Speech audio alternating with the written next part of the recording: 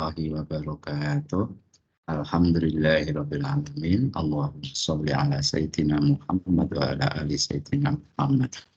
Saya Busroni Majid, Kepala MTSN 5 Sleman, Yogyakarta.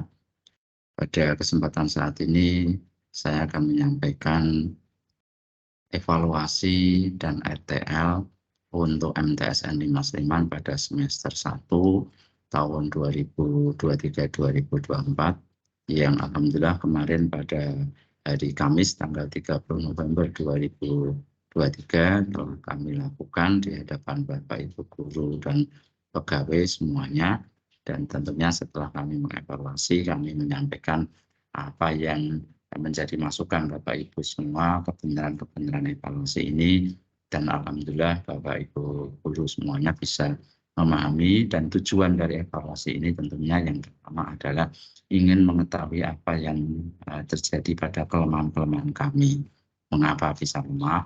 Kemudian yang berikutnya adalah tentunya ingin menjadikan hasil evaluasi ini sebagai pijakan, sebagai penentu kebijakan yang lain pada semester kedua, dan ini berbasis kepada evaluasi. Jadi tidak berbasis kepada pribadi atau like and dislike. Memang evaluasi itu biasanya adalah pahit, tapi kami yakin bahwa dengan kepahitan ini kami ingin mendapatkan satu hal yang manis ke depannya, dan ini disepakati oleh semua Ibu guru semuanya.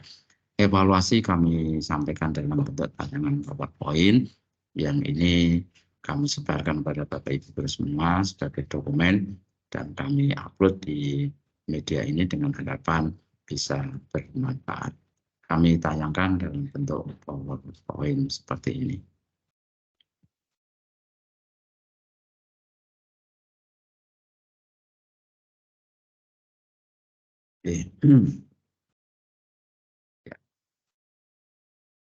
Evaluasi dan RTL semester 1 tahun 2023-2024 MTSN 5 Sleman oleh Busroni Majid, Kepala MTSN 5 Sleman. Kami sampaikan di Godean 30 November 2023. Ada 3 hal yang kami lakukan, kami jadikan dasar untuk evaluasi. Yang pertama adalah guru itu sebagai pembelajar inovatif di zamannya. Kemudian guru harus nyaman dalam mengajar, dan guru itu digugu dan ditiru. Pembelajar inovatif di zamannya tentunya karena saat ini adalah zaman teknologi, zaman digitalisasi, guru tidak bisa terlepas dari hal itu. Maka kalau terlepas, maka bisa kita bayangkan apa jadinya. Tentu guru akan disenyumi atau disinisi justru oleh pihak lain. Maka guru harus inovatif pada zaman sekarang dengan digitalisasi, dengan teknologi, guru semuanya harus mulai.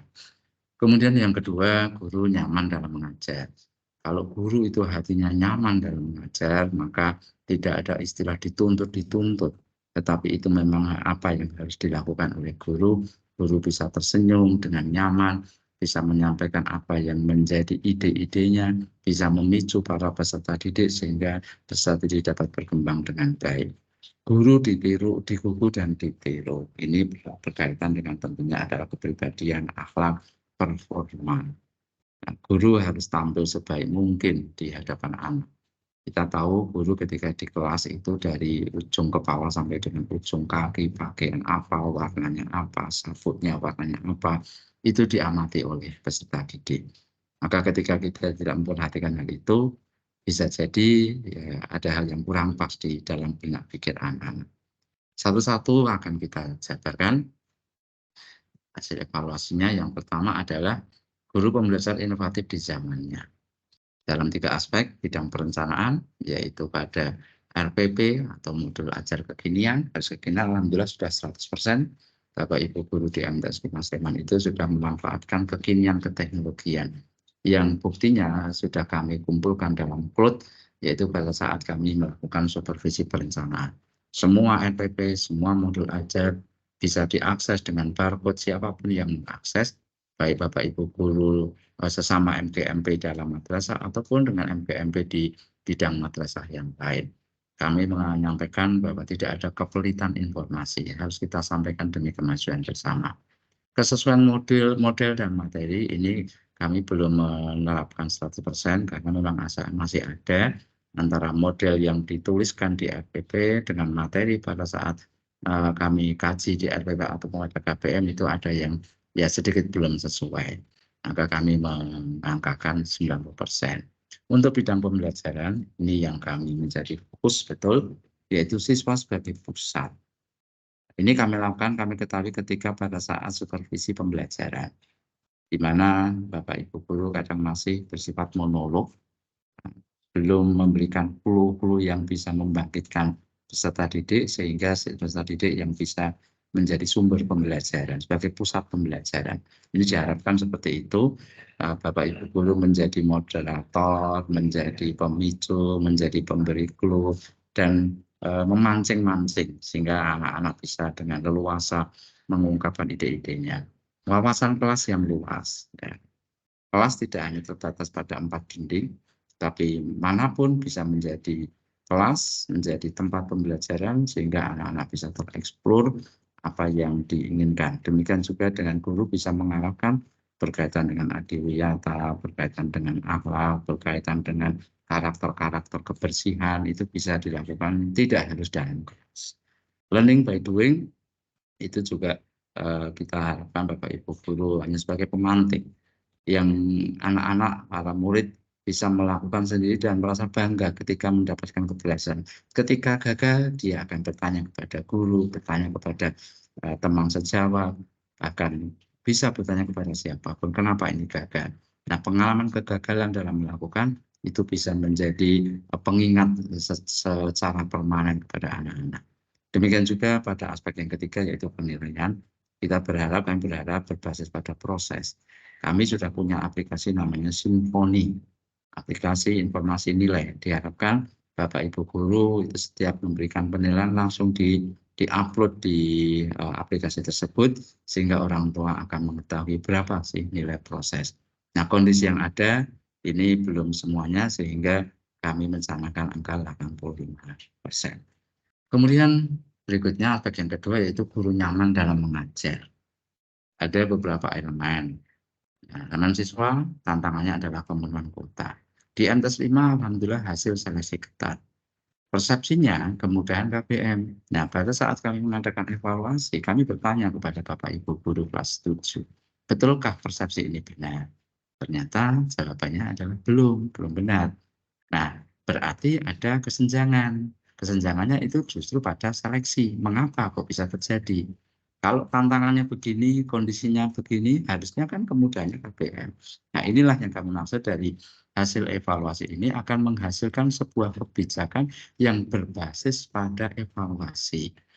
Nah, evaluasi ini tentunya adalah sesuatu kinerja yang bersifat akademik, maka bisa dijadikan sebagai pedoman untuk mengarah kepada kebijakan baru. Jadi tidak bersifat personal, tidak bersifat emosional, tapi bersifat akademik, bahwa ini harus ada suatu perubahan-perubahan seleksi yang diharapkan persepsinya adalah kemudahan KPM. Latar belakang atau kompetensi guru, tantangannya standar sarjana dan sesuai, alhamdulillah kondisi melebihi standar. Karena Bapak Ibu guru, beberapa yang sudah lulus S2 atau pasca sarjana. Persepsinya tentunya gurunya mumpuni. Demikian juga aspek sertifikasi guru atau selisih tukil. Tantangannya 100%, kondisinya adalah 88,8%. Karena ada 4 guru yang belum sertifikasi dan belum mendapatkan selisih tukil. Nah, kondisi yang demikian tentunya kemampuan di atas standar. Baik kemampuan akademik dan juga kemampuan ekonomi. Itu idealnya begitu. Sarana fisik dan sarana fisik madrasah. Tantangannya adalah kelas kekinian. Kondisinya kami harus masih memberi angka 75% karena ada 4 ruangan yang kondisinya belum menuju kepada kelas kekinian. Dan ini harus kami perbaiki dengan basis anggaran yang ada yang diberikan kepada kami karena kami negeri, dari Posnas, dari Posda, atau dari sumber-sumber lain yang sah secara undang-undang. Persepsi dengan 75% tentu di atas kelayakan kelas. Pemanfaatan sarana buku. Kami minta informasi dari perpustakaan, guru, tantangannya guru referensi cukup, murid paket cukup. Nah, kondisinya alhamdulillah untuk referensi guru 100% sudah bisa terpenuhi semuanya. Murid juga 100%. Tentu persepsinya adalah guru ideal, wawasannya luas, literasinya luas. Harapannya dengan modal referensi yang cukup ini, maka guru tidak akan kekurangan data, tidak akan kekurangan literasi. Demikian juga murid tidak ada sarana buku yang tertinggal. Namun mungkin di madrasah kami atau di madrasah-madrasah lain atau di sekolah-sekolah lain, kadang buku paket hanya ditinggal di laci. Nah, ini menjadi tantangan kita bersama. Bagaimana anak-anak bisa membawa pulang dan untuk belajar. Kemudian yang berikutnya guru di buku dan ditiru. Beberapa hal yang kami kedepankan tentang masalah kedisiplinan presensi. Tantangannya nihil TL terlambat dan nihil PSW sampai dengan data yang bisa kami rekap Oktober 2023. Kondisinya alhamdulillah di kantor kami secara TL dan PSW sampai bulan Oktober adalah 0,1% dengan angka-angka yang seperti ini. Persepsinya tentunya disiplin tinggi dan kami berharap angka ini akan menjadi 0%. Ketika sudah tidak ada yang TL dan tidak ada yang PSW. Karena beberapa faktor ke arah PSW itu juga ada ranah hukumnya, TL juga ada ranah hukumnya, dan ada perangkat agar terbebas dari TL dan PSW. Ketepatan waktu kami arahkan pada tantangannya tepat jadwal, alhamdulillah sudah 100%, nihil jam kosong juga 100%. Persepsinya tentunya disiplin tinggi. Kami mengusahakan tidak ada istilah jam kosong, harus terisi. Performa diri, nah ini juga menarik Bapak Ibu sekalian.